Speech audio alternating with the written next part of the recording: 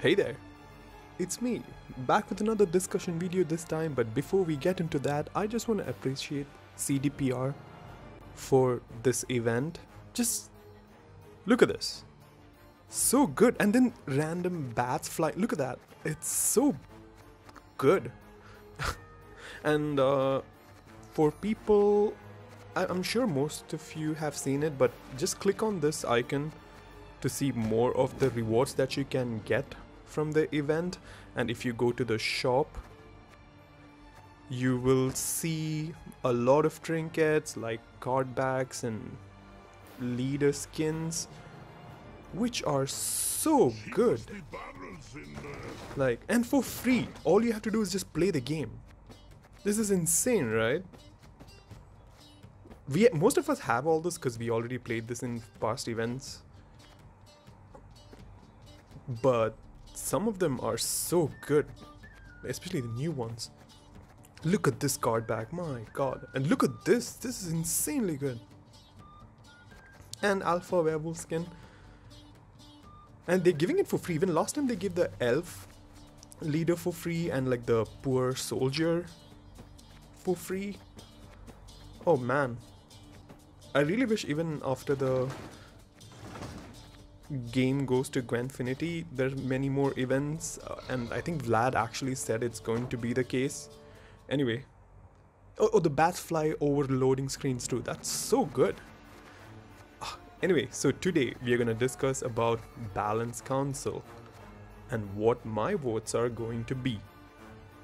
So let's just get into it. So here we are. This is my vote, as you can see. But before I start explaining why I have chosen these cards, I just want to thank the community and a lot of streamers and content creators and people who post on Reddit who have actually been very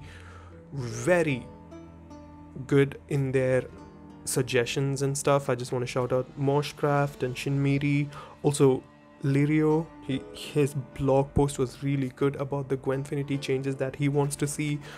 A lot of people from Reddit had really good suggestions too, so the future doesn't look really dead for Gwent. I really like the fact that everyone in the community is actually, chipping in and suggesting good changes, and most of us are thinking the same changes, so that's pretty good, and I'm really happy to be in this community just to see that. And also for the guys, for everyone who have been supporting me for my videos since it's been like 2 weeks since I've been back, and the support has been really nice. Thank you so much for that. So anyway, let's get into the council thing. So my first vote is, for first vote, which is power increase +1, is going to be Unseen Elder, Ruhian and Brian. So let's start with Unseen Elder. So the reason why I have given him is, it's a very good vampire card, but nobody plays him much because Nilfgaard can just yoink it because it's an Enslaves 6 meta. This is just sheep to the slaughter for them. You play this, they take it. So we should give him 7 point at least for now. I think 7 is perfect for him, and if he's still getting played and stuff, good for him, because he's way out of, nobody plays him really. But it's a very interesting card. I wish we could have given statuses to cards. I would have given him I would have given him Veil actually, which is gonna make him even more scary, and I would have given Nithral like a shield.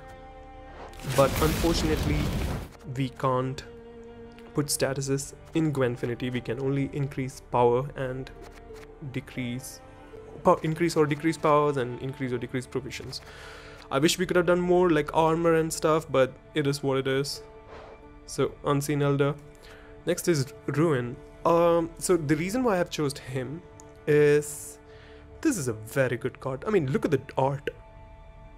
And I chose him because I was making a deck with Necromancer's Tome but only Deathwish units, and I added him in it, and he was okay, but I was like, okay, what 3 point carryover every time, every consume it's fine and all, but I think This should be 4 power because he's gonna be +1 power more, which is good.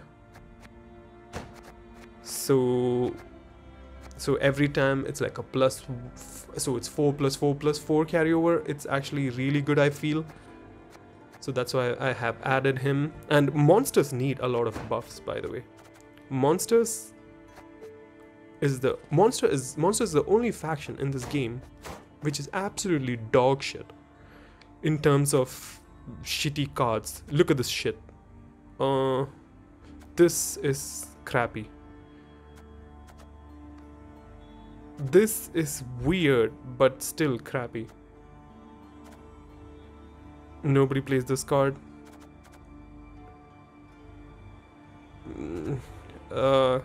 Bad. Yeah. Oh, dude, let's go to 5 PM. Look at this. It's crappy. Nobody. Actually, you know, this was going to be one of my votes. I was going to put it to +1 power, but I just held on to it for the next balance council. But yes. So there you go. And Brian, she has never been played.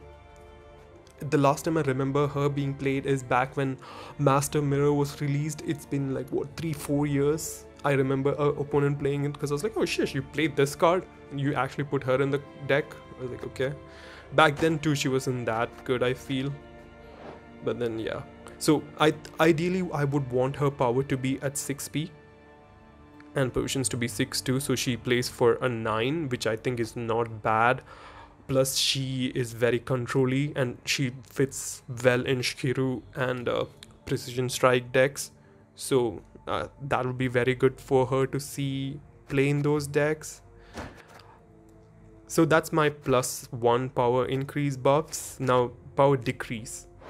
So first, definitely we're gonna hit Nilfgaard hard in this one. I think this patch everyone's gonna go for Nilfgaard because absolutely oppressive decks. Yes, so let's start with Nausicaa Sergeant. So this is a very good card for 6p, and there are a lot of good cards and very strong cards in 6p, but this is extremely good, right? The reason being, it can spawn and play Battle Preparation, which procs Assimilate, which also this card can protect any other engines or units that are gonna die. This is insanely a versatile card, and reducing it to 3 power would be good. It's still a good card, but yes, so we can at least start by doing that. Then comes Saovine, how do you want to pronounce it? Him. I feel this card should be having a 10 body. This card, recently I was stuck in rank 4, now I'm rank 2.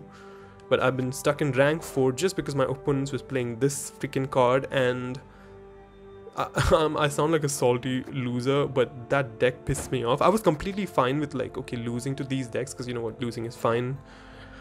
But then I'm protecting all my all the cards that my opponent damaged. I've been boosting it and protecting it, and then he finally damaged 2 cards, and I'm like, dude, what are you gonna do? 2 cards, which beast is 2 powered? And then he plays King Cobra, kills it, and wins the game. And I'm like, motherfucker. So yeah, I'm not forgetting that it's been like, I think last week.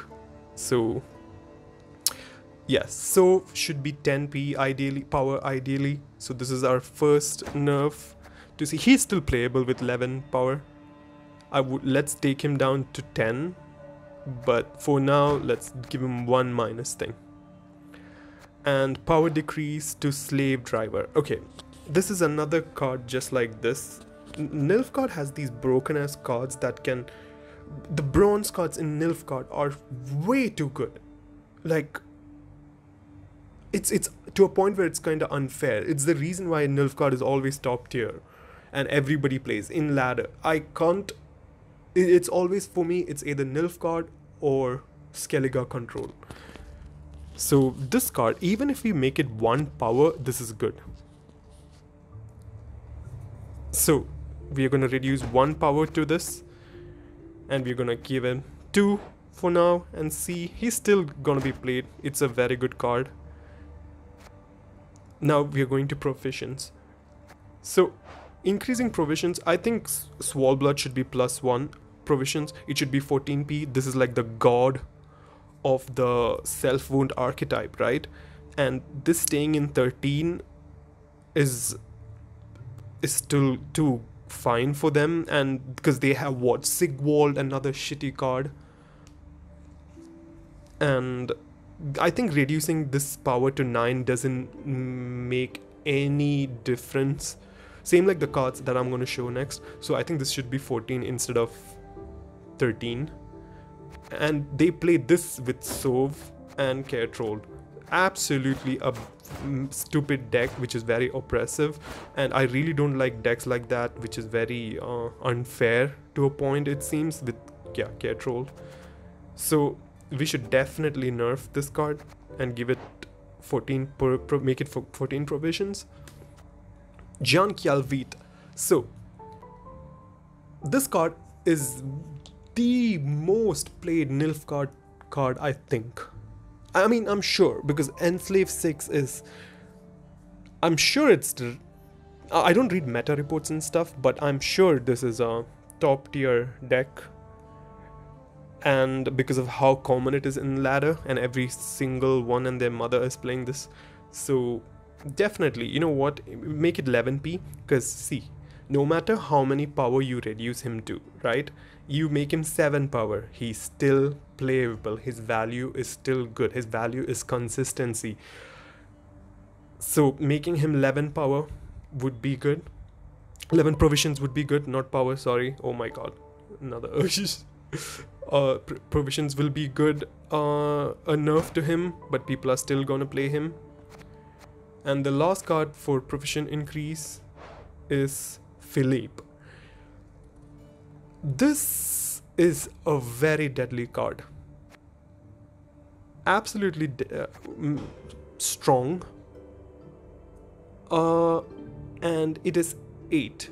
You can, I know people have suggested this to be a 5.5 body nerf, but I think that won't change anything. Keep him at 6, give it 9. He's still one of the deadliest cards in the status archetype, so definitely we need him nerfed. With this power, I really think that is the best way to tackle this card. Instead of reducing the power, we rather increase the provision cost for him. So yeah, I mean, is it a big significant nerf? I think it is a significant nerf, but the value that this card gives is too much if you don't have control. Imagine, like, he's really good against swarm decks, he's really good against a lot of decks, right? Even if Skellige can't remove this, which is 6p, like they can't control this, he'll just destroy everyone. I don't play him, but I know how deadly he is, and especially in a status deck, so I think that is what we should do. Again, if you guys disagree with my choices, please do comment and tell me what you guys don't like or what you would do to make this cards better. And at last we are in provision -1 provisions, which is actually a buff to cards. So Imlerith, I really wanted to focus on monsters this time, monsters and Nilfgaard this time. So for provisions, we are gonna go with monsters cards. The first one is gonna be Imlerith, because monsters need good thinners. He is used as one of the thinners in monsters, especially with, if you all remember, everybody used to play Imlerith and where's our big chunky boy? There you go. Ygritte together. This was the usual combo, or Imlerith and Griffins. So definitely we need him to have his proficiency removed, like less proficient. So at 3 power 8 prof, he's really good. So that's my suggestion, and it shouldn't be 9. Like it's just nobody plays this card, but it's a very interesting card. Pugo Boombreaker. Okay, so when Goliath got buffed, I was wondering why this card was left alone, because it seems like an obvious choice, but they didn't. The CDPR devs did not do anything about this thing, so I think the best way is not to give him of extra power, but to give him a lesser provisions. So he's gonna be 11, he's gonna be 6 for 11, which I feel is good, and damage self by 5. That is, you know what, I think 6p cards will be fine with that. So making him down to 6p will be a good value, plus Fruits of Yiskit deck. This card is absolutely good with Griffins and everything, so this is my vote for this card.